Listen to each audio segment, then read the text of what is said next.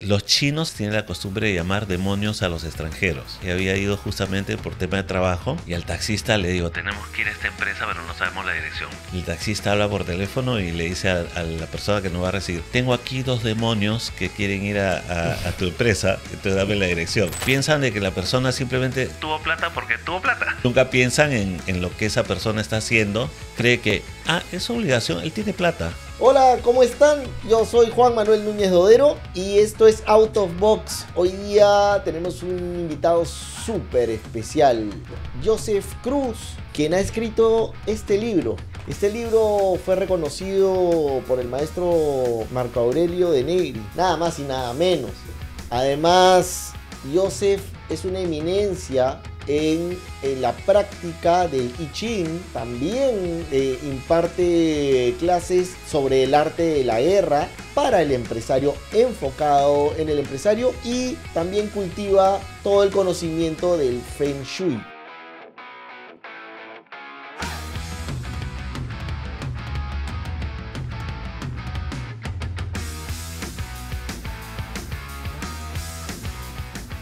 Para empezar, ¿qué es el I Ching? Bueno, saludos a todos, muchas gracias por prestarnos atención. El I Ching se conoce básicamente como un libro, pero el I Ching es más que un libro. Sí es un libro, es cierto, pero el I Ching es la base de todo el pensamiento chino. En el año 32 a.C., más o menos, no recuerdo exactamente, pero más o menos 30 años antes de Cristo, se instituyó en China el sistema de los exámenes imperiales, por el cual cualquiera que quería acceder a la carrera pública tenía que ser examinado en los textos clásicos, que eran los textos confucianos, y dentro de ellos estaba el I Ching, y era el principal. Por eso en I Ching se dice que es el primero de los 6 textos clásicos en la China, y podemos decir que durante más de 2000 años, porque el sistema de exámenes imperiales duró hasta el año 1905, durante más de 2000 años China fue gobernado por una casta letrada que se basaba en el pensamiento confuciano y principalmente en el I Ching. Los principios filosóficos del I Ching eran los que ellos usaban para gobernar esa gran nación. ¿Cómo se gobierna en base a un oráculo, que es lo que produce el I Ching, correcto? Sí, lo que pasa es que originalmente, cuando estamos hablando del oráculo, estamos hablando de periodos históricos muy antiguos, entre el siglo XII y el siglo VIII a.C. Okay. Es cuando se compilan los textos del oráculo, y en la época de Confucio, en el siglo VI a.C., se seguía consultando el oráculo para las decisiones de Estado, pero esas consultas al oráculo las hacía la élite intelectual de su época. En China, a principios del siglo XX, solo sabía leer y escribir el 3% de la población, a principios del siglo XX. Okay. Entonces pensemos cuánta gente sabía leer y escribir en China el siglo VI a.C. Y los que estaban en la corte consultando el oráculo era gente que sabía leer y escribir. O sea, era la élite intelectual de su época, era la ciencia de su época. Pero aparte de eso, ellos aplicaban toda su visión o conocimiento. O sea, la respuesta del oráculo venía en versos, y eso ellos lo acomodaban a la realidad que conocían y lo reinterpretaban, ¿no? Como de hecho el mismo Confucio, cuando consultaron sobre si atacar a un reino vecino, y la respuesta del oráculo fue: al caldero se le rompen las patas, nefasto. Entonces los ministros dijeron: no, no podemos ir. Y Confucio dijo: sí, podemos ir, porque el reino que vamos a conquistar es un reino marino y por lo tanto ellos no tienen patas. Así que nosotros vamos a vencer. Y de hecho fueron y vencieron, ¿no? Entonces, como digo, el oráculo daba un atisbo, pero en realidad quienes lo interpretaban era gente de conocimiento. Y eso lo acomodaban a la realidad que conocían, y era la gente que, como digo, tenía la sabiduría. Y por eso es que con el tiempo el oráculo se convierte, los textos del oráculo se convierten en principios filosóficos, y para el siglo III a.C., cuando se crea la dinastía Han, se funda la dinastía Han, que es la más grande donde nace en realidad la nación china. Los confucianos son los que entran a gobernar, y el libro principal de ellos era el I Ching, pero lo estudian como principio filosófico.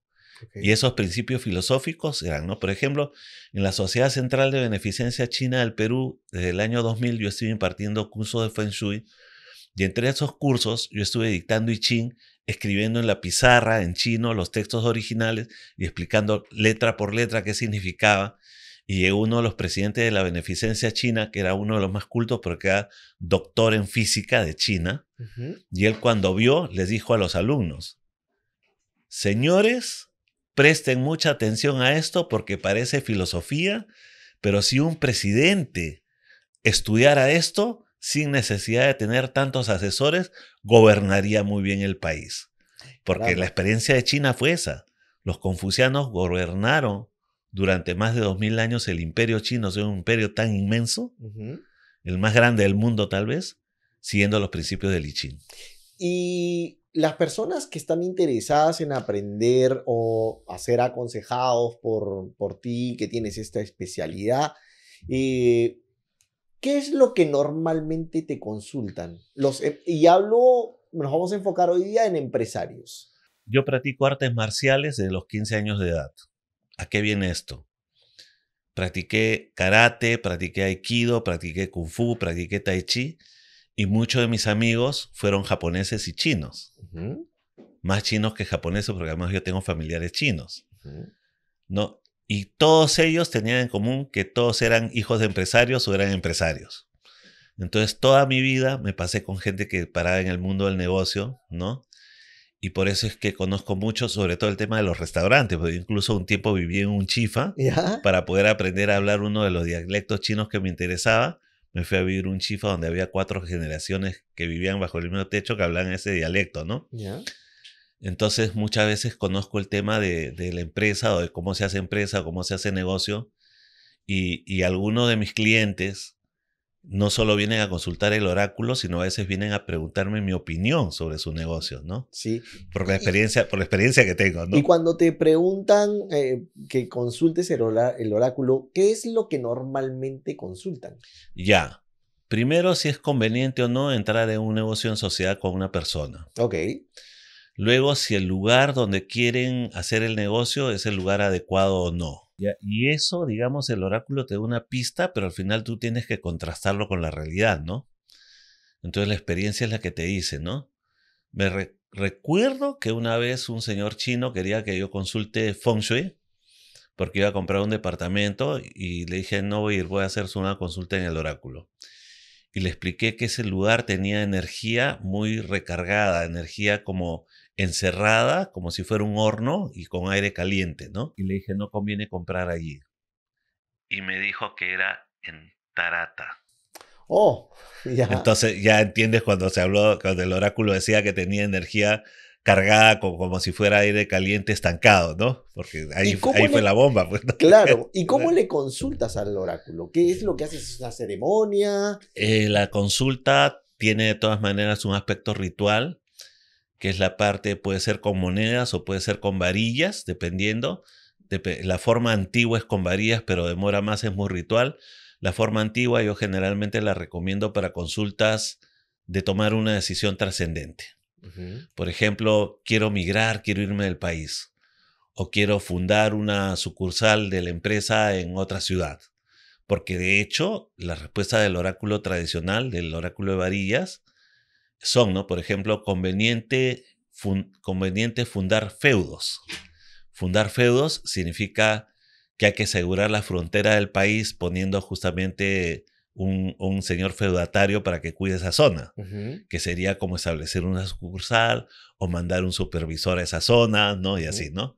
Entonces el oráculo tiene ese lenguaje también, esas partes.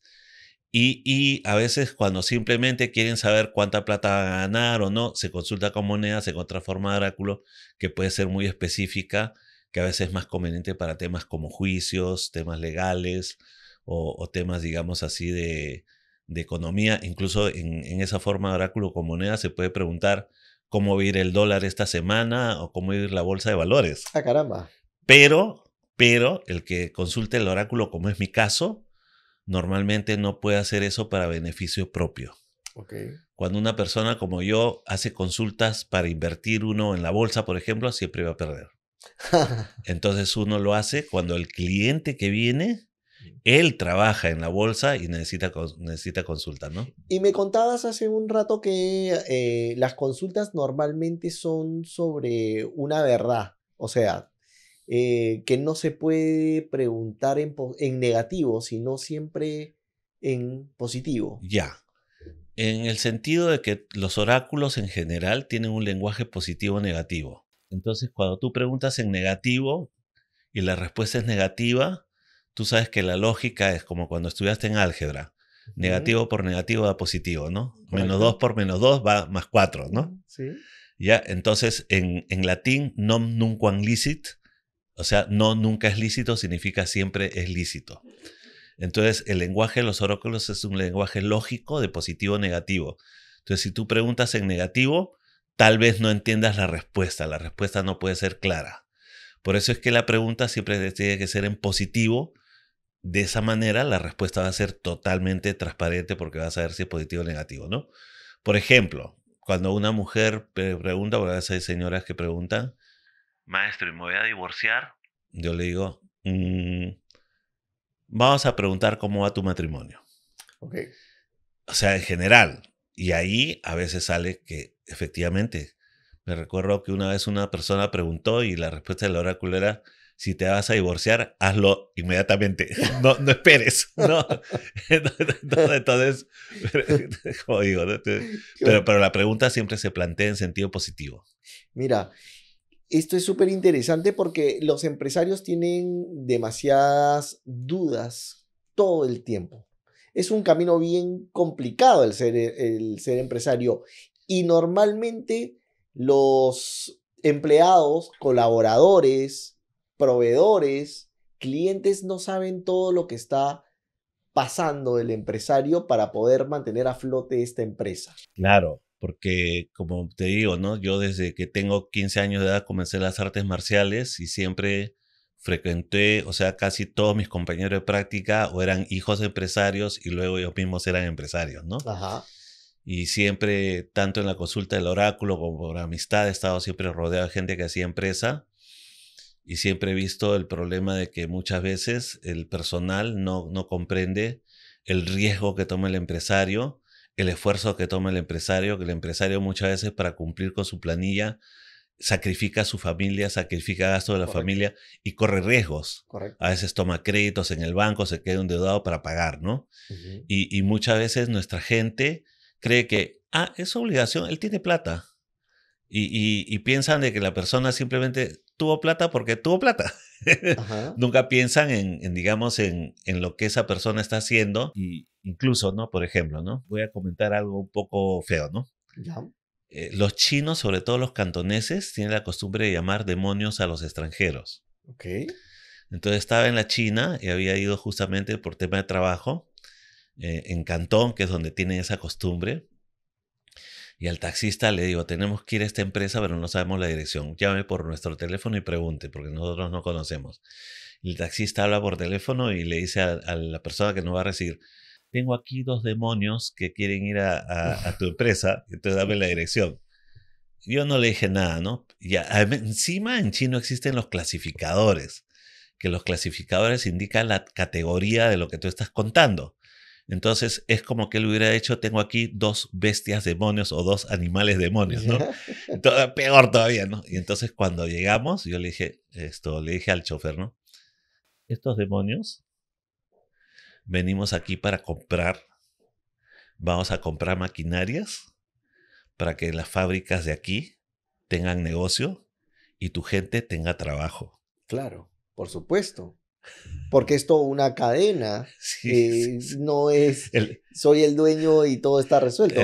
El señor ahí se dio cuenta de la barbaridad que había dicho, ¿no? Sí. Sí. ¿Por qué es tan difícil que el empleado se ponga en los zapatos del empresario? Creo que, digamos, por la experiencia que yo tengo, yo he vivido en Japón, he trabajado en Japón, he estudiado en China. Creo que uno de los problemas que nosotros tenemos es que debido a haber sido una colonia, debido a que nuestra estructura espiritual ha sido, digamos, fracturada, ¿no? Nosotros todavía no tenemos una conciencia de nación, no tenemos una identidad muy, digamos, muy marcada. O sea, nuestra identidad recién se está comenzando a forjar y recién estamos comenzando a tener conciencia de lo que somos. Y esa falta de identidad es la que hace que nuestra sociedad se divida Y por eso es que el del empleado siempre piensa que él es un tipo de persona y que el empleador es otro tipo de persona y nunca se ve como lo mismo, ¿no? En El arte de la guerra, por ejemplo, que es otro de los libros famosos de la filosofía china, una de las primeras frases del arte de la guerra dice, ¿no? La moral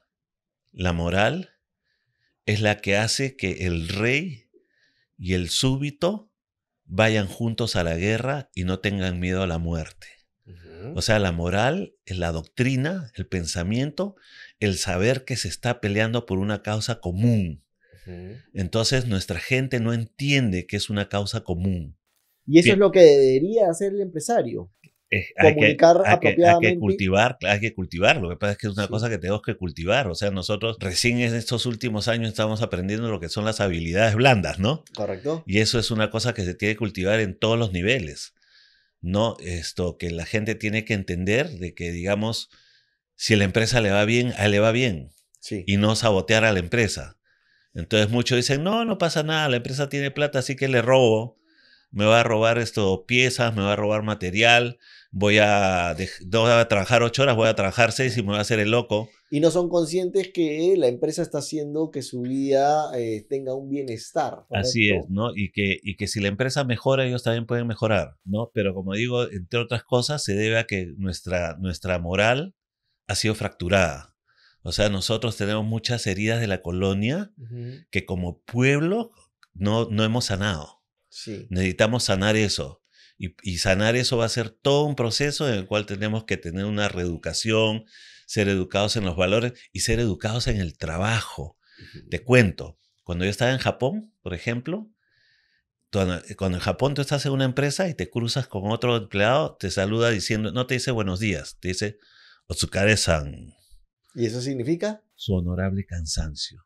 Okay. O sea, como decir, usted se está cansando, usted se está esforzando. O sea, saludo que usted se esté esforzando.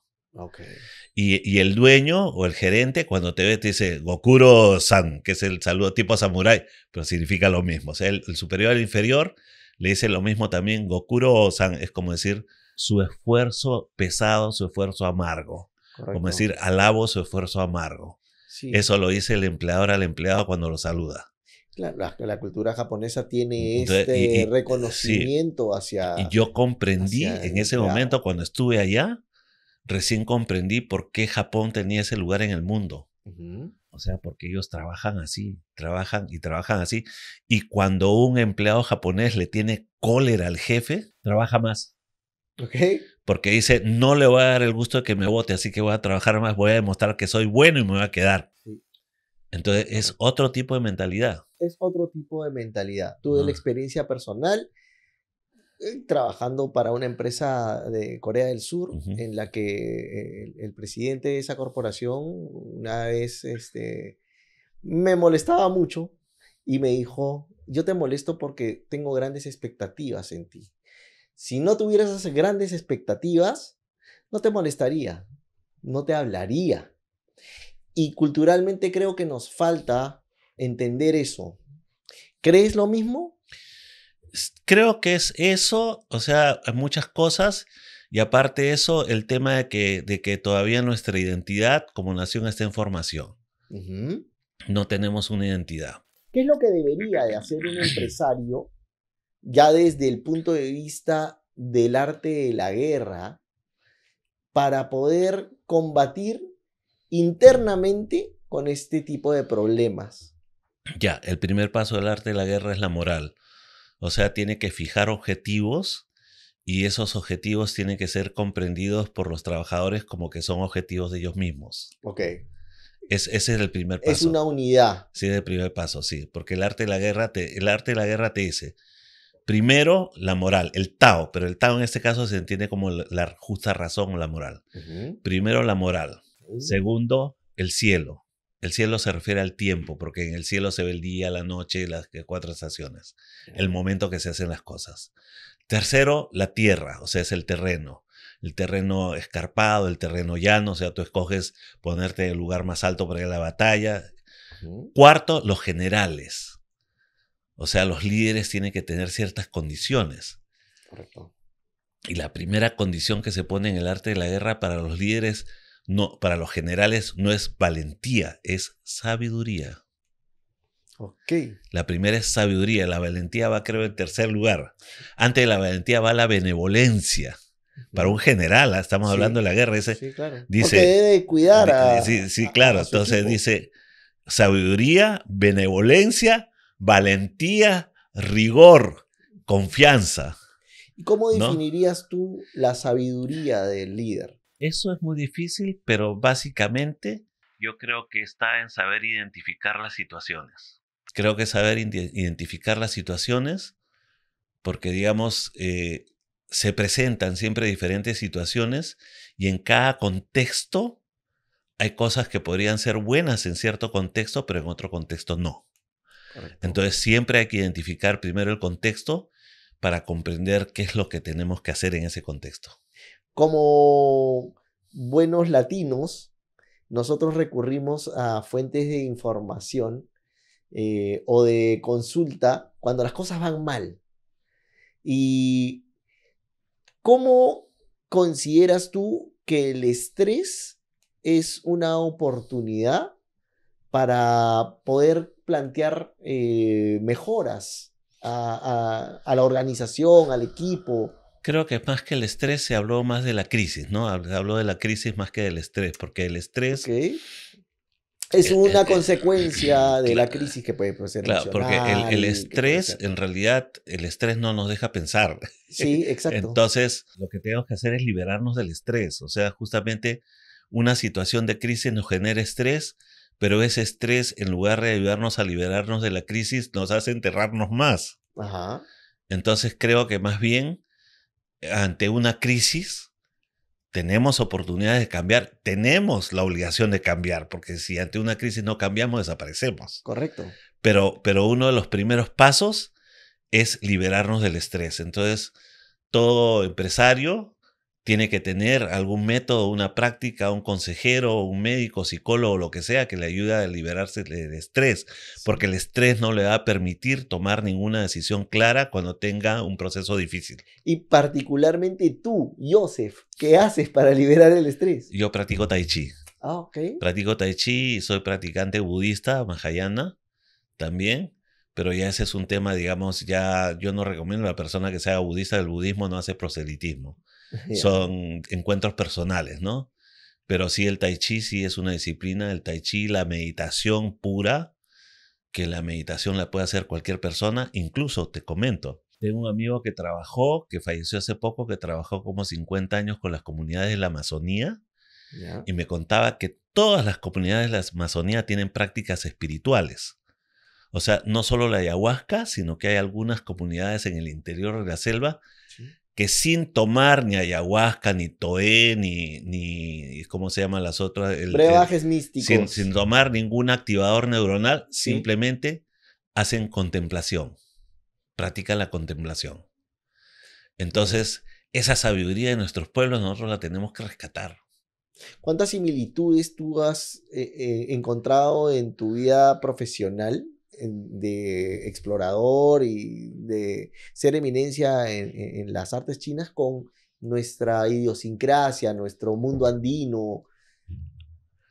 ¿Crees que existen? Mira, yo te explico. Y así como el año pasado, por motivo de la APEC, me entrevistaron de algunos canales chinos y yo les expliqué. Cuanto más me adentro en el corazón de China, o sea, cuando voy a la zona rural, donde está la cultura china más tradicional, más antigua, y cuanto más me adentro en el Perú, cuando me voy a las montañas, cuando me voy a las comunidades campesinas, donde están los sacerdotes andinos, y en la China donde están los taoístas, los ritos, la concepción espiritual, la concepción del mundo, del universo, del espacio yin, del espacio yang, o sea, el mundo de los vivos, el mundo de los muertos, es 95% o idéntica. Entonces, en ese momento, cuando yo me adentro en el Perú profundo o en la China profunda, es donde me siento yo como una unidad. No me siento que soy chino ni peruano, sino me siento un hombre realizado, ¿me entiendes? Porque en ese momento no existe una contradicción de que a yo se le gusta lo chino, no, que yo soy peruano, no, porque en ese espacio me siento muy cómodo y siento que somos lo mismo. Porque además los peruanos somos realmente muy patriotas, ¿no? ¿Crees eso? Sí y no. A ver, cuéntame. O sea, pienso que por un lado sí, pero por otro lado no valoramos lo suficiente nuestra cultura original, Sí, milenaria, ¿no? Por ancestral. ejemplo, todavía lamentablemente existe cierta discriminación hacia las lenguas nativas, Ya, existe discriminación en el medio urbano hacia las personas que no se expresan en el español correcto. correcto. Y nunca se piensa, esta persona habla español como segunda lengua y seguramente que en quechua o en aymara o en shipibo debe hablar muy bien y Sí. está hablando un segundo idioma. Y de repente yo, limeño, solo sé hablar español y no sé hablar inglés. Pero claro. Ya, pero el otro está hablando dos idiomas. Se está expresando conmigo en un segundo idioma y por lo tanto no lo va a hablar bien, porque el que habla bien quechua o habla bien aymara difícilmente va a hablar bien en español. Sí. ¿No? Y sin embargo nosotros no nos damos cuenta de eso y simplemente decimos, ay, qué sé yo, ignorante, ¿no? Claro. Simplemente, y no nos damos cuenta de eso, como digo. Entonces, y voy a decir una cosa, el español es un idioma que nos trae problemas al tomar decisiones porque el español no tiene una estructura lógica sólida. Ah, caramba. Sí, te lo voy a explicar y lo vas a entender A ver, perfectamente. por favor. Como dije, Creo que Vargas Llosa se estaría muriendo ahorita, pero a ver, dale, dale. nuevamente. Dale. Mira, como dije hace un momento, dos negaciones afirman. Y de hecho en chino se dice no hay nada no favorable. En el oráculo se dice u puli, o sea, no hay no favorable, significa todo es favorable. Estás negando dos veces, o sea, no hay nada negativo, significa todo es positivo. Ya. Sin embargo, en español nosotros decimos no hay nada. La nada es una negación. En otros idiomas como el inglés tú dices hay nada, there's nothing. Así es. En cambio en inglés tú le añades un no a una palabra que ya es negativa en el español. Caramba. Sí. Ya estamos negando dos veces, ponemos dos negaciones y en lugar de volverse una afirmación sigue siendo negación. Entonces nuestra estructura lógica, la estructura lógica de nuestro idioma es endeble. Y eso hace que nosotros no tengamos ciencia, o sea, los hispanohablantes, Sí. no tengamos ciencia, no tengamos un pensamiento lógico, racional, estructurado como lo tienen los alemanes. De hecho, los alemanes conocieron el I Ching por la traducción al latín que hizo un jesuita Tomás Trigold. Ya. Y los alemanes como Leibniz, Bohr y Hegel estudiaron el I Ching en latín y con los principios del yin y yang que salen en el I Ching desarrollaron el sistema binario que es la base de las computadoras. O sea, el 1 y el 0 nació del I Ching, lo que la gente no conoce. En Occidente no se conoce, pero toda la tecnología moderna, todo lo que nosotros conocemos en el mundo, todo lo que tenemos ahora de la tecnología que lo estamos usando, nace de los principios del I Ching, que lo aplicaron los filósofos alemanes en el siglo XVIII y comenzaron a desarrollar el sistema binario, que es la base de todas las computadoras, ¿no? ¿Te acuerdas? Sí. Ya. Entonces, y eso es porque estamos hablando de lenguajes rigurosos. El pensamiento kantiano, las categorías kantianas en alemán. Ya, pero en español tú no tienes ningún científico que haya desarrollado nada riguroso. Miguel de Servet, el español, descubre la circulación menor de la sangre, pero es cortando y abriendo y mirando. Pero no es un tema lógico, ¿me entiendes? Sí. Entonces, esa falta de lógica en nuestro idioma es la que nos hace cometer muchos errores y tomar malas decisiones y demorarnos mucho en comprender las cosas. Voy a ponerle un poco en lenguaje coloquial. Sí. Somos muy floreros. Le damos mucha rienda pero es por trampas de nuestra mente, o sea, por trampas de nuestra mente que son producidas por la falta de rigor lógico de nuestro idioma. En cambio, el quechua y el aymara, las lenguas nativas son lenguas que tienen un rigor lógico. Ok. Ya tienen un rigor lógico y nosotros no nos damos cuenta de eso. Entonces, la gente no entiende de que, por ejemplo, si nosotros hablábamos aymara en lugar de hablar español, seríamos otro mundo. De hecho, el poema de Dante Nava, Orgullo Aymara, al final dice, ¿no? Cuando surja mi raza, que es la raza más rara, nacerá el nuevo hombre de progenie más pura para que el mundo sepa lo que vale un aymara, ¿no? Lo dice así. ¿Ya? Entonces, ¿por qué? Claro, suena como nazi, ¿no? Pero Es bastante revolucionario. pero, digamos, en realidad no le falta razón, Por porque supuesto. se ha dicho que la aymara es un idioma con el cual podríamos programar una computadora, Sí, ¿ya? sí, es Por correcto. su rigor lógico, Sí. ¿ya? Entonces a nosotros nos falta eso, ese es uno de nuestros problemas, o sea, hablar español para nosotros es un problema y en realidad se debería de, como digo, dar más valor a las lenguas nativas y desarrollar y tratar de desarrollar una ciencia o tecnología en nuestras lenguas nativas, que en los lugares, por ejemplo, donde esté el aymara, donde esté el quechua, haya universidades en quechua, universidades en aymara, para que desarrollen ciencia en base a esas lenguas que sí son lógicas. Caramba. Es una propuesta bastante Sí, sí. innovadora, Sí, sí, ¿verdad? pero lógica, Sí. porque tiene mucha razón. Que son las cosas que, digamos, a mí cuando me hablan de nacionalismo, yo siempre digo, ¿no? Vamos a ver, vamos a ver, ¿no? Sí, sí. ¿Y todo este pensamiento está plasmado en tu libro de I Ching? Mucho de eso tiene que ver con mi libro de I Ching, porque en realidad el I Ching es un libro chino y digamos, yo lo que he hecho es traducir textualmente, porque es un libro escrito en periodos antiguos. Ujú. Cuando yo leía el I Ching, siempre me imaginaba que estaba en la pirámide de Zipán. ¿Ya? Bueno, tú sabes que cuando a mí me invitaron a la Universidad Federico Villarreal para, digamos, los de arqueología, para dar una charla sobre origen del pensamiento chino, yo comencé mostrando imágenes de Caral, porque Caral tiene unos templos donde se queman las ofrendas exactamente igual como se hacía en la China antigua, te cuento. Caramba. Exactamente igual. En Caral se quemaba cuarzos, en la China se quemaba jades. Ujú. Ya, y se quemaba alimentos igual. En Puno me cuentan que antiguamente las ofrendas de los chamanes, las ofrendas a la tierra, las ofrendas a las montañas, se hacían quemando láminas de oro y láminas de plata. Y en China se usa hasta ahora los papeles de oro y plata. Papeles Ujú. dorados y papeles plateados se queman para las ofrendas. Entonces, como yo hay conceptos que son muy, muy, muy parecidos, ¿no? Y entonces yo, digamos, cuando estudié en la universidad y llevé un curso sobre el origen verdadero del I Ching, entonces ahí comprendí mucho más y justamente este libro yo me demoré 8 años en escribirlo. ¿Y por qué? Porque lo escribí 4 veces. Conforme iba estudiando, iba llevando nuevos cursos, iba reescribiendo todo de nuevo. La última vez, el año 2010, llevé un curso de cultura china en la Universidad de Shanghai, en la Universidad de Lengua Extranjera de Shanghai, con una beca del gobierno de la ciudad de Shanghai. Estuve 2 ciclos ahí haciendo cultura china. Y cuando regresé ya terminé ya mi última revisión del libro, ¿no? No, espectacular todo lo que nos has contado, Joseph.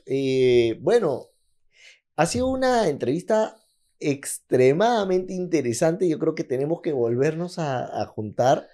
Creo que además vamos a sumar próximamente a nuestro amigo Lázaro Molero, que es pues otra fuente de inspiración para poder entender un poco este mundo de cosmos, de conocimiento ancestral que nos falta tanto para entendernos nuevamente, ¿no?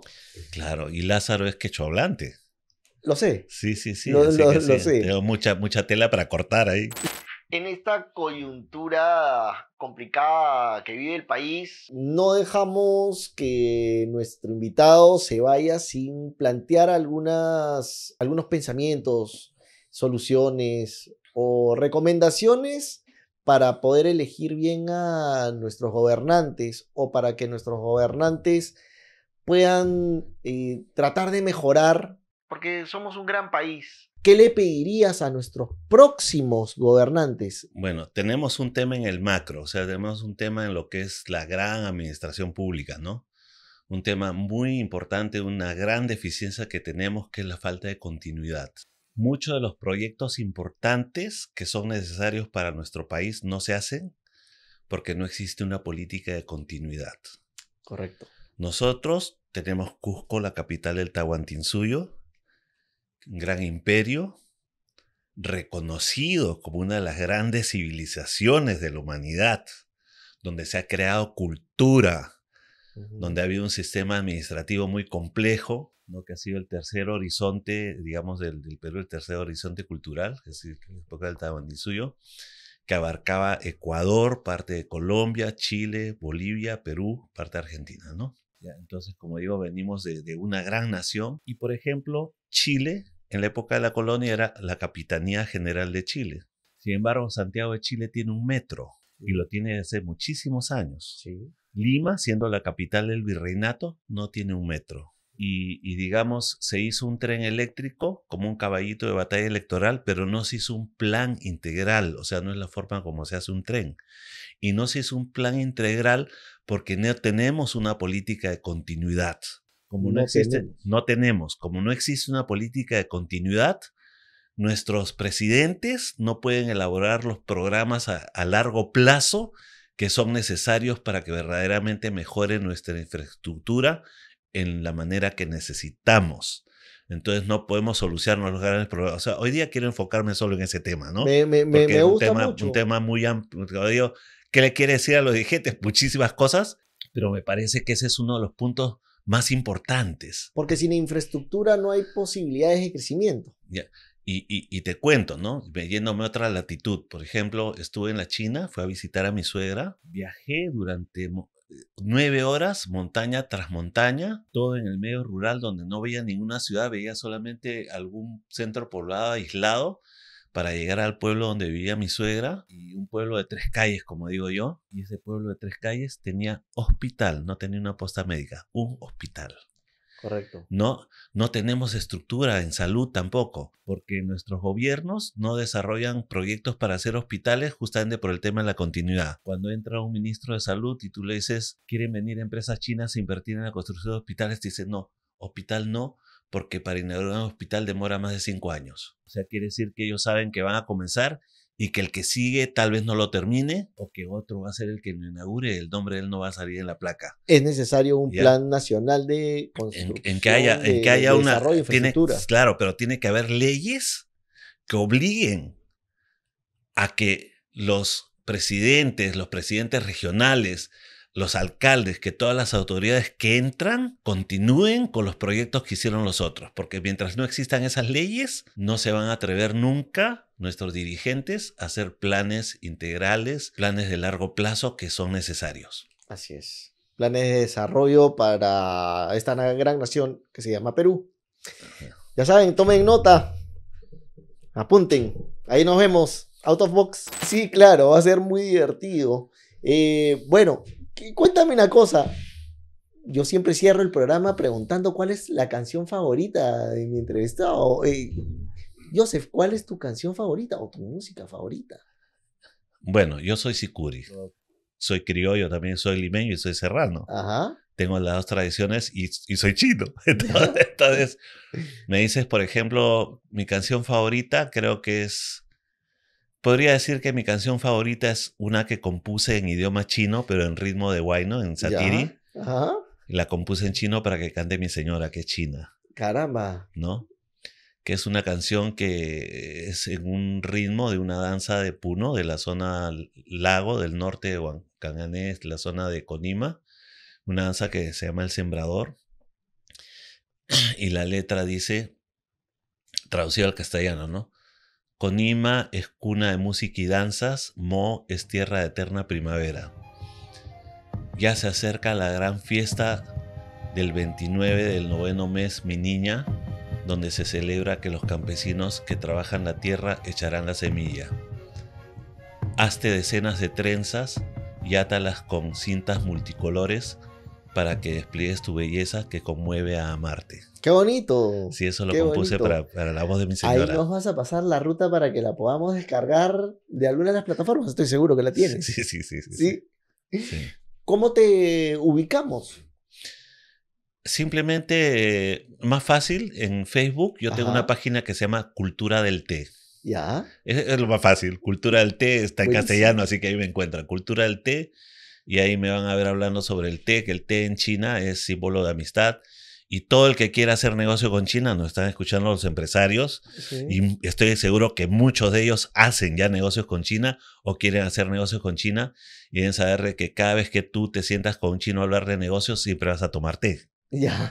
Entonces yo tengo una página en Facebook que se llama Cultura del Té, donde explico cuál es el protocolo del té, cómo se toma y todo, Yo ¿no? creo que esto además nos puede servir más allá de China, ¿no? Nos puede servir para hacer consultas sobre el futuro de la empresa y sobre todo consultas como las que nos contabas, ¿no? Que deben de ser siempre consultas en positivo.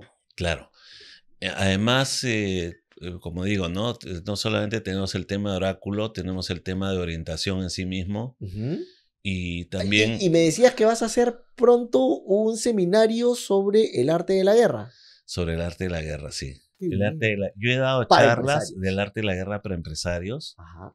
¿no? Es más, el I Ching también tiene capítulos que son aplicados para empresarios, que yo cuando doy mis charlas también incluyo alguna parte del I Ching, como hay un capítulo del I Ching que se llama La Revolución, donde dice 3 días antes de Chia, 3 días después de Chia. O sea, quiere decir, cuando yo voy a implementar una nueva política, ¿Sí? tengo que avisar con la debida anticipación. O sea, no lo debo implementar de un momento a otro. Tengo que avisar con la debida anticipación, y una vez que lo implemento, tengo que poner un tiempo de tolerancia para que la gente se adapte.